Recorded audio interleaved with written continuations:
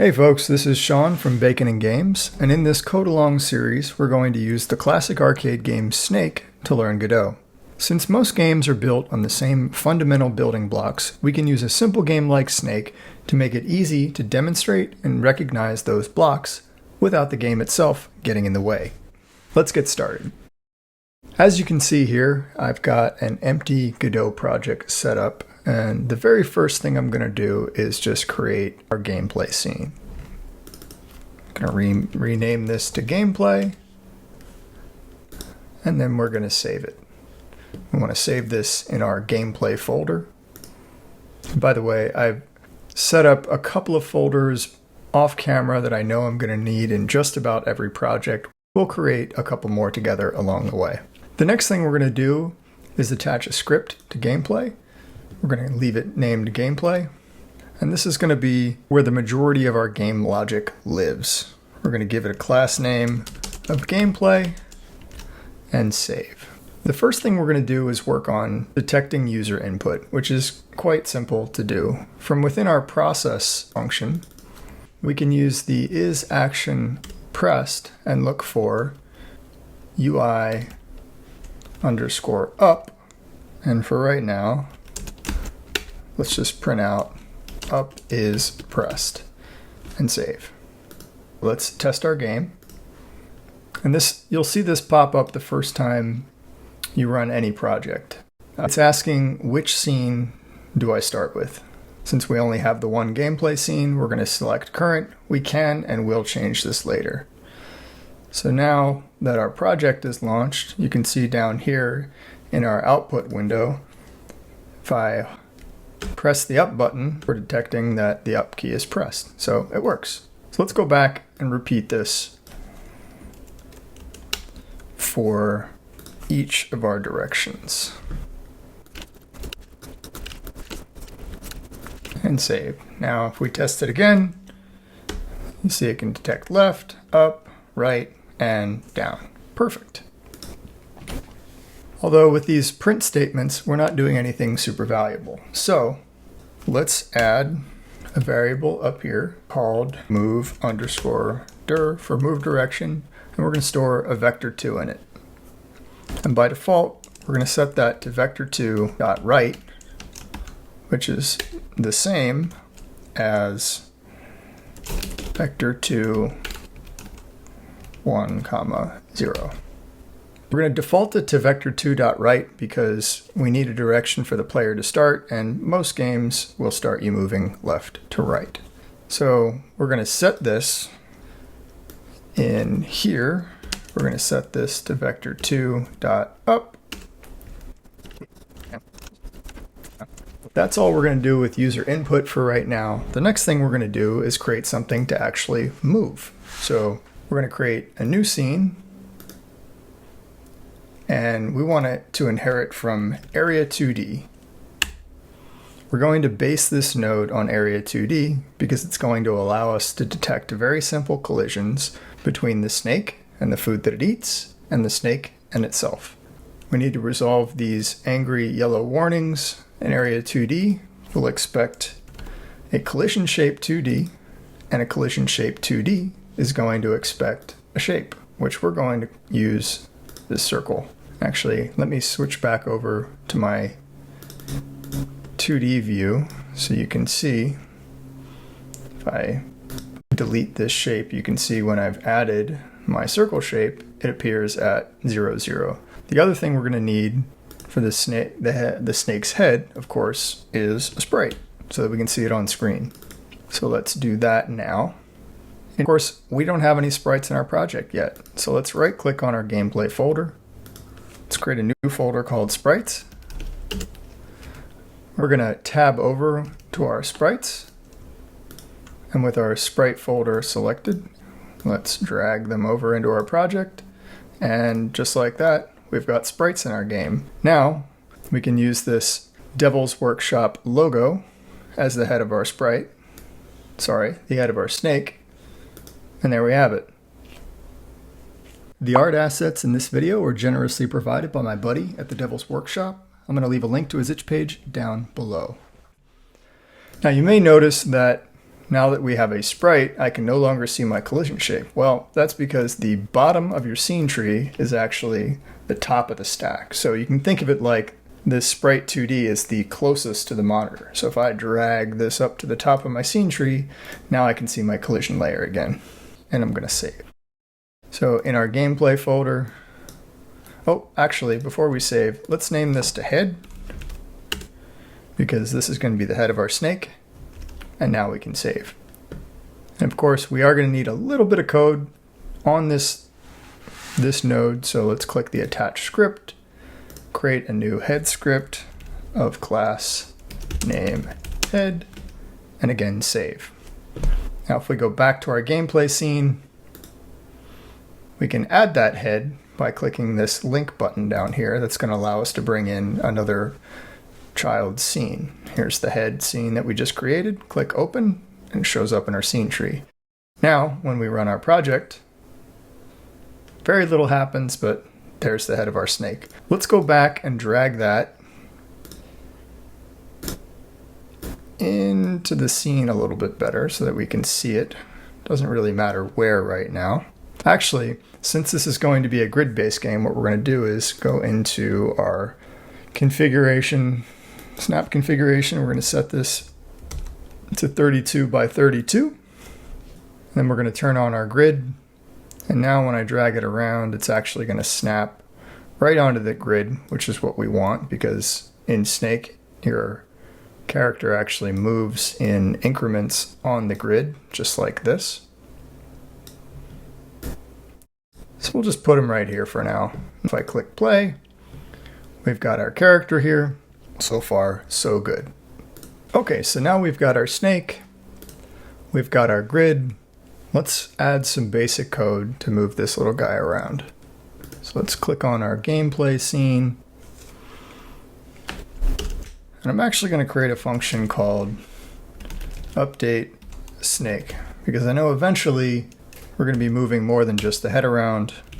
But for right now, let's just get some basic stuff on the screen so that we can feel good about ourselves. Within this script, we're going to want to reference the head. So I'm going to click and drag over here. And before I release, I'm going to hold Control and then let go. And that's going to bring in, actually, you know what? Before I do that, let's set this up to access as a unique name. What that's going to do is, in the event that we nest this under something else and change the path to this node, it's not going to break our onReady variable reference. So, which we're probably not going to do, but frankly, I think it's a good practice. So now we're going to drag this over, and this is actually going to be of type head, and we're going to go as head, just to make doubly sure that all of our code completion works. Now, we don't actually have any code in our head right now, really, but let's, for example, let's just say we created a function called say hello that just printed hello.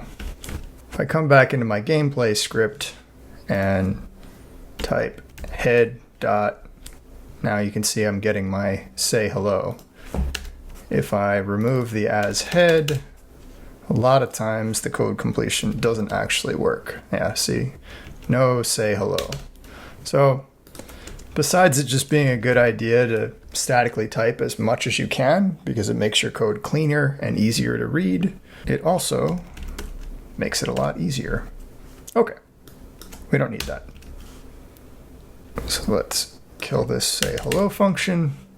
Back to gameplay. We're going to move in 32 pixel increments because we want to stick to a grid. Before we do that, we need to figure out on what interval we want to move this snake. So I'm going to create a couple more variables. One called time between moves, which is going to be a float. We'll set that to 1,000 by default. We're also going to need a variable called time since last move, float, which we'll set to 0. That's going to represent how long it's been since the last time we moved. We can also create a speed variable. Let's set this to, let's say, 1,000. That's going to allow us to increase the speed of the snake as the game gets harder and harder. So that'll do it for right now. Since the snake is going to be comprised of area 2Ds that we move around, and area 2Ds are physics objects, we're actually going to want to update them not in our process loop, but in the physics process loop instead. So what we're going to do is let's create a very simple mechanism in here for determining on what tick we're ready to move the snake. And we can do that by doing time since last move plus equals delta times our speed variable. And then we can say if time since last move is greater than or equal to our time between moves, we want to update our snake. And we want to reset our time since last move. We can get rid of our pass. And to show this in action, we can print move the snake. And if we run this, you'll see on regular intervals, we're getting that message. If our speed went up, let's make it say 10,000 to make it noticeably faster. You can see we're going to be moving significantly faster. So that's going to work for our mechanism to move the snake. But now we have to actually do something with the update snake method. So let's we can leave that in there for right now. That's not going to hurt. So if we want to move our snake on every tick, we need to know the direction that it's going to move in and by how much. So we have the move direction stored up here as these vectors.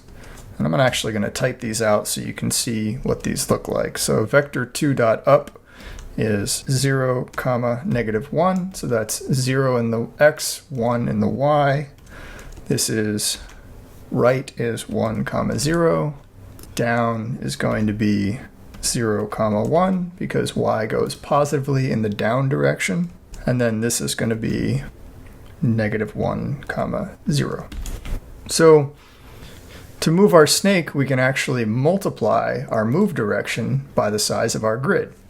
So in our update snake function, we can do head.position equals head.position plus, then we can take our move direction and multiply it by 32, which is our grid size. So you'll see if we play this now, it should start out moving to the right very slowly. And if I press up, nothing happens. Why doesn't anything happen when I press up? I'll tell you why. Because I'm pressing up on the W, A, S, and D keys. If I press up on the arrow keys, now we're going up. If I press left, now we're going left. Let's fix that real quick. So we can go into Project, Project Settings, choose our input map, turn on Show Built-in Actions, and find our UI left, right, up, and down. Right now, these are default mapped to the arrow keys, but we can add our WASD keys very easily by clicking this plus button. This is left, so I'm going to press A and then OK. And now you can see that the A key has also been added, or mapped rather, to UI left. And we can repeat this process for right, up, and finally down. So now if I play this, I can move my character with the W, A, S, and D keys. I can move it painfully slowly. Okay. So a couple of things before we move on. I want to do a little bit of refactoring. First things first, it's very possible that I might want to know something about our grid size somewhere else in the code. I also might at some point, let's say maybe our grid size becomes 16 or 64. I want to be able to change that in one place. We're going to do that with an Autoload file. So I'm going to right click on my Autoloads folder, go to Create New, make a new script, and we're going to call Global. Now I can expand, open this up. I don't need any of this. We're going to create a constant called grid size. It's going to be an int. 32. Save. That's all we're going to do with global for right now. Now that we've created our global autoload file, we need to make it accessible to the entire project by registering it as an autoload file. We can do that by going to Project, Project Settings, Autoload, and then click this folder. Navigate to our autoloads, select global. It's going to pull the name in, which is the name we want. We can click Add, and by default, it's enabled. So now, instead of hard coding 32, what I can do is type global dot grid size, which is going to be the same as 32. And that way, if it changes down the line, you only have to change it in one place. The other thing I want to do, and I want to do this now because I know we're going to have both the head and then multiple bits of the tail that all need to be moved around the grid. I want to create a base class that both the head and the tail parts can inherit from, so that they both have the same methods to move them around and that they can be stored in an array that is statically typed so that we keep our code hinting intact. It's probably not necessary for a project of this size, but I like to do these things even in smaller projects because I think it's a good practice. I think it makes my code more readable, makes my life easier, less typing, so on and so forth. So let's go back to our head. And right now, head is extending from area 2D, which means by default, it has all of the properties and methods of an area 2D. But what if we wanted head instead to inherit from another class called, say, snake part, that both the head and the tail could inherit from, and that they would have shared functions for things like how to move them around on the grid, how to keep track of where it was on the last tick, because remember, this snake is going to move in a chain, and the first section of the tail is going to follow the head. The second section of the tail is going to follow the first section of the tail. So there's going to be some commonality between the heads and the tails. So let's make our lives a little bit easier. Let's create a new script that inherits from area 2D. And we're going to call it, let's just call it snake part. I think that works. And let's open up our snake part script. Let's give it a class name of snake part, and we don't need any of this.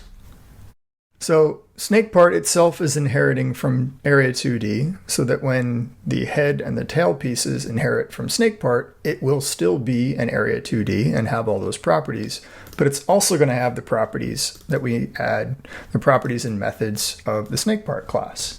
You only need two very simple things to make this class worthwhile. The first thing is going to be a record of our last position, which is going to be a vector 2. And then we're going to need a function that defines how we move it from where it is to where we want it to be. So we're going to call this move2, and it's going to take a vector 2D called new position. And this is going to be really simple. We're going to store the last position as its current position. So that we have a record of where it was before we moved it. And then we're going to set its position to the new position. And that's it. It's very simple. So we can actually close our snake part class now and go back to the head. And instead of extending from area 2D, we're going to extend from snake part. And you'll see that when I come in here, if I type self.move2, there's our new method that we're inheriting. Same as self as last position. There it is. Now from here, we can continue to add things to the head class that are specific to the head itself, and we can add things to the tail class that are specific to that so that they become different and discrete objects in and of themselves, but they will always share anything that we put in the snake part. So we don't actually need any of these in the head class, so I'm going to delete them. And then we're going to go back to our gameplay script. And instead of doing this head.position equals head, so on and so forth, what we're going to do is we're going to say head.move2, and then we're going to give it this new position. So now, if I click play, oops, nothing's happening. Why is nothing happening? Well, That's because we've left out its position. So what we need here is, and actually we're going to make this a little bit cleaner. So let's say variable new position vector2 equals head.position plus move direction times global dot grid size. And now instead of that, we can put new position in here. Now if we play it, and it looks the same, but we're a little bit more flexible now. Looking at the time, we're already a little bit longer than I wanted this video to be, so I think this is going to be a good place to stop. In the next session, we'll set up boundaries to allow our snake to wrap from one side of the screen back to the other. If you learned something today, please like and subscribe to help me reach more wonderful makers like yourself. And until next time, be kind to yourself and be kind to others.